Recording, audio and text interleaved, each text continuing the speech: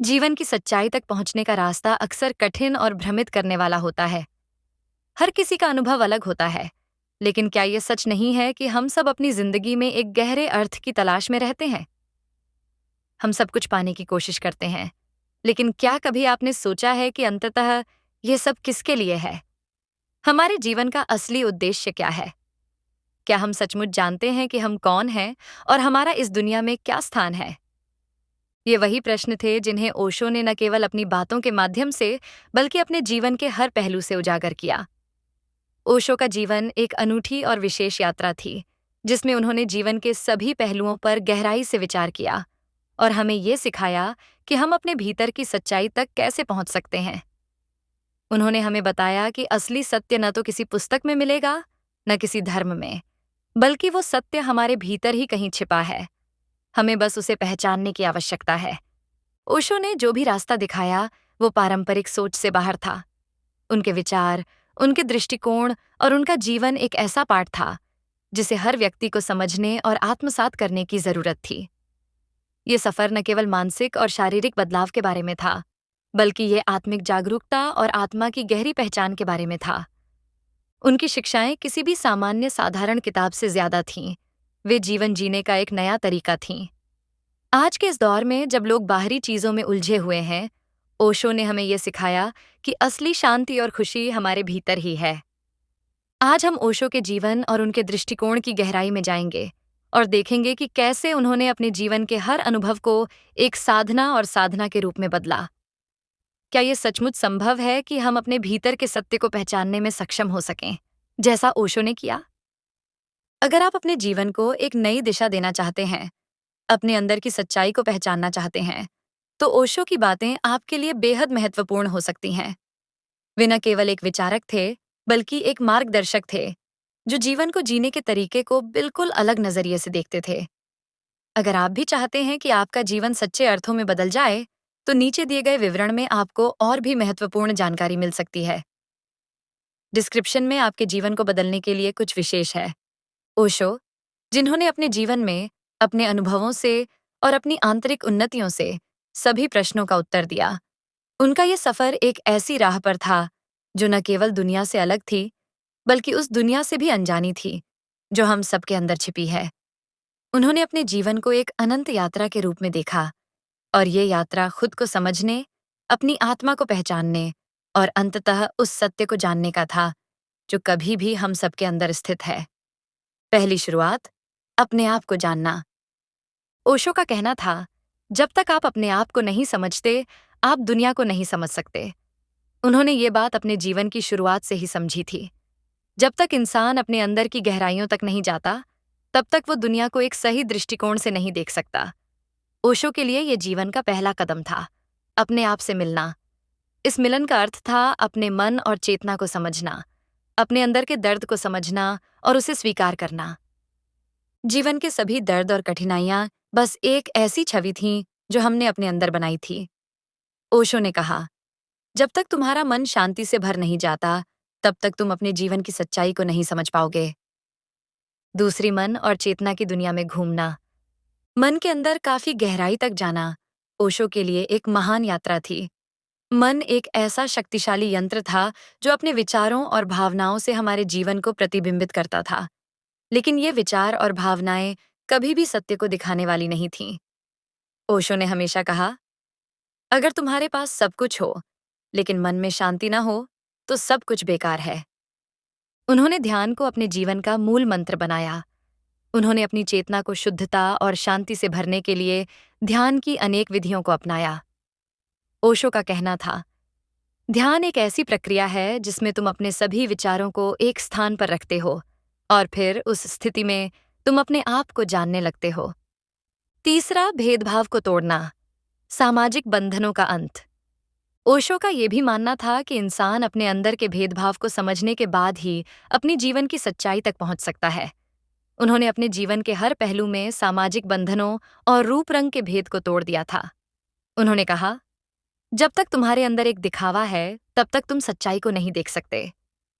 उन्होंने इंसान के रिश्ते, प्रेम और सामाजिक समर्थन को अपनी शिक्षाओं में शामिल किया। ओशो ने प्रेम को एक सांसारिक रूप ना समझकर उसे एक आत्मिक और परमात्मिक अनुभव माना। उन्होंने ये भी कहा, प्रेम कभी दो लोगों के बीच का रिश्ता नहीं होता। प्रेम एक विशाल अनुभव होता है जो पूरी पृथ्वी को अपने आप में समेट लेता है। चौथा, धर्म और सत्य, एक नया नजरिया। जब हम धर्म को समझने की बात करते हैं, तो हम ज्यादातर धार्मिक कानून और रीति रिवाजों को ध्यान में रखते हैं। लेकिन ओशो का धर्म का अपना एक नजरिया था। उन्होंने कहा, धर्म सिर्फ एक अनुभव है जिसे हर इंसान अपने अंदर जीवित करता है। धर्म किसी सामुदायिक पक्ष को नहीं दिखाता। ये एक अनुभव है, एक आत्मिक जागृति है। उन्होंने धर्म को न केवल एक जीवन धारा, बल्कि एक ऐसी अनुभूति माना जिसमें इंसान अपने अंदर की दिव्यता को समझ सकता है। उन्होंने ये भी कहा, सत्य कभी भी पुराना नहीं होता। जो सच तुम्हें आज मिलता है, वही सच कल भी रहेगा। सत्य का कोई समय और स्थान नहीं होता। पांचवीं, सामाजिक व्यवस्था को समझना और छोड़ना। ओशो का एक विचार ये था कि सामाजिक व्यवस्था और कानून इंसान के असली स्वभाव को दबाकर रखते हैं। इंसान का असली रूप तभी समझ में आता है जब वो इन बंधनों से मुक्त होता है। उन्होंने कहा, अगर तुम सामाजिक व्यवस्था के अनुरूप अपने आप को बनाओगे, तो तुम अपने असली रूप को कभी नहीं जान पाओगे। तुम सिर्फ एक रूप धारण करोगे जो दूसरों ने तुम्हें दिया होगा। उन्होंने इंसान को यह समझाया कि अपने अंदर की आज़ादी को समझो और उसे अपनी जीवन की सच्चाई को देखने का एक तरीका बनाओ। सामाजिक ताकत और दिखावे के बजाय इंसान को अपने आप के साथ सच्चाई से जुड़ना जरूरी था। छठा, जीवन और मृत्यु के बीच का अंतर। ओशो के लिए जीवन और मृत्यु के बीच कोई फर्क नहीं था। उन्होंने कहा, जीवन और मृत्यु दोनों एक ही पहेली के दो पहलू हैं। जब तक तुम मृत्यु से न डरो, तब तक तुम जीवन को सच में जी नहीं पाओगे। इसका मतलब था कि जब इंसान अपने जीवन में पूरी तरह से जीने का अनुभव करता है, तब वो मृत्यु के डर से मुक्त हो जाता है। ये एक ऐसी स्थिति थी जहां से इंसान अपनी आत्मिक सच्चाई को देख सकता था। ओशो के जीवन का अंत एक ऐसी विशिष्ट अनुभूति का परिणाम था जो न केवल उनके व्यक्तिगत अनुभवों का समापन था, बल्कि पूरी मानवता के लिए एक गहरा संदेश था। ओशो ने अपने जीवन को न केवल एक साधारण यात्रा के रूप में देखा, बल्कि इसे एक अंतहीन मार्ग के रूप में माना, जिसमें हर कदम, हर मोड़ पर कुछ नया सीखा जाता था। ये अंत स्वयं में एक संकेत था, जो हमें ये समझाता था कि जीवन केवल एक उद्देश्य की ओर नहीं बढ़ता, बल्कि ये एक निरंतर परिवर्तन और विकास का प्रक्रिया है। ओशो का ये दृष्टिकोण था कि जीवन का असली अर्थ हमारे भीतर छिपा है और उसे जानने के लिए हमें अपनी आंतरिक यात्रा पर चलना पड़ता है। उनके लिए जीवन का अंत एक स्थायी अवस्था में पहुंचना नहीं था, बल्कि ये एक ऐसा अनुभव था जहां व्यक्ति अपनी आंतरिक सच्चाई को पूरी तरह से महसूस करता है और समझता है। उन्होंने जीवन को एक निरंतर यात्रा के रूप में देखा, जिसमें हर क्षण हमें हमारी सच्चाई के करीब लाता है। ये सच्चाई किसी बाहरी स्रोत से नहीं आती, बल्कि ये हमारे भीतर पहले से मौजूद होती है, और हमारा असली काम सिर्फ उसे पहचानना और अनुभव करना होता है। आत्मबोध और आत्मज्ञान की यात्रा। ओशो का मानना था कि मनुष्य अपने जीवन के अंत तक कई आंतरिक द्वारों से गुजरता है, और ये हर द्वार एक नई समझ, एक नया अनुभव और एक नई चेतना का खुलासा करता है। जीवन के इस अंतिम लक्ष्य को प्राप्त करने के लिए व्यक्ति को अपने मन, विचारों और भावनाओं से पूरी तरह मुक्त होना पड़ता है। ओशो ने बार बार ये कहा कि मन और विचारों के जाल में फंसा हुआ इंसान कभी भी सच्चाई को पूरी तरह नहीं देख सकता।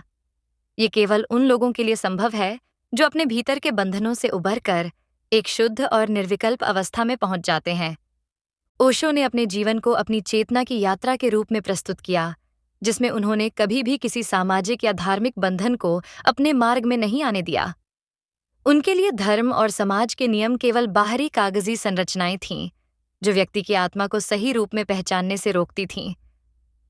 उन्होंने इसे इस प्रकार व्याख्यायित किया, जो समाज और धर्म तुम्हें सिखाते हैं, वो तुम्हारे अपने स्वभाव के विपरीत है।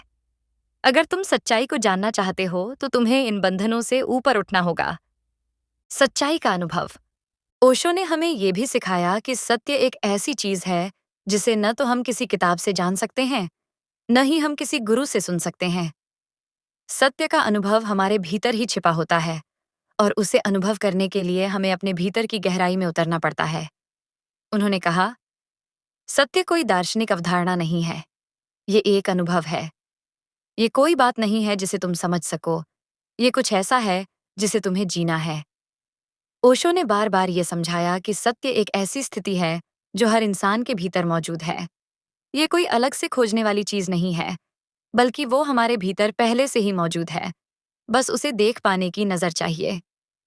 यह अनुभव एक गहरी जागरूकता से उत्पन्न होता है, जिसमें हम अपने मन की चुप्पी को सुनते हैं, अपनी भावनाओं की गहराई में उतरते हैं और बिना किसी विक्षेप के सिर्फ हमें और हमारे अस्तित्व को महसूस करते हैं। ओशो ने इसे ध्यान और साधना के माध्यम से प्राप्त किया। ध्यान उनके लिए सिर्फ एक मानसिक अभ्यास नहीं था, बल्कि ये आत्मज्ञान की प्राप्ति का एक साधन था।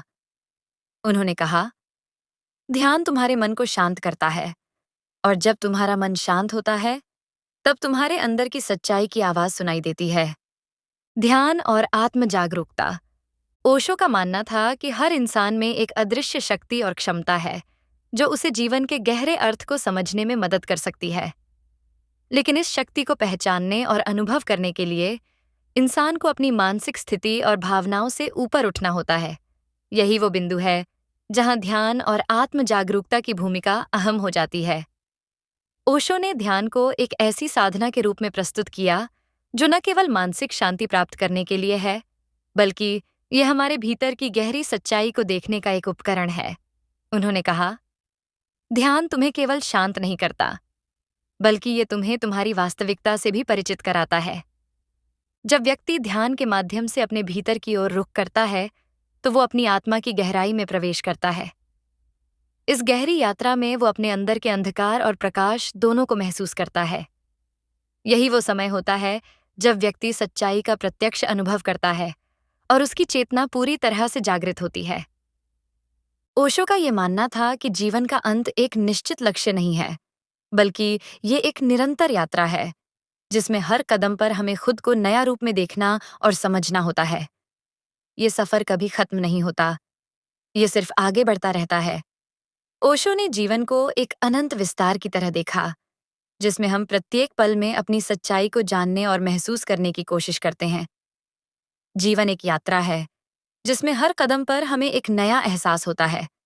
उन्होंने कहा, जब तक हम अपने भीतर की सच्चाई को पूरी तरह से नहीं पहचान लेते, तब तक जीवन की ये यात्रा जारी रहती है। ओशो के लिए जीवन का अंत आत्म मुक्ति था। जब एक व्यक्ति अपने भीतर की सच्चाई को पहचानता है और उसे अनुभव करता है, तो वो आत्मिक स्तर पर पूरी तरह से मुक्त हो जाता है। ये मुक्ति न तो किसी शारीरिक रूप में होती है, न ही ये किसी बाहरी घटना के परिणाम स्वरूप होती है। ये केवल एक मानसिक और आंतरिक स्थिति होती है, जिसमें व्यक्ति अपने अस्तित्व को पूरी तरह से स्वीकार करता है और बिना किसी भय या संकोच के उसे जीता है। ओशो ने इसे इस प्रकार व्याख्यायित किया, जब तुम अपने भीतर के सत्य को पहचान लेते हो, तो तुम्हारे लिए सब कुछ बदल जाता है। तुम अब किसी से नहीं डरते, क्योंकि तुम जानते हो कि तुम स्वयं सत्य हो, और जब तुम सत्य हो, तब तुम किसी बाहरी घटना या परिस्थिति से प्रभावित नहीं होते। तुम्हारा अस्तित्व शांति और प्रेम से भर जाता है।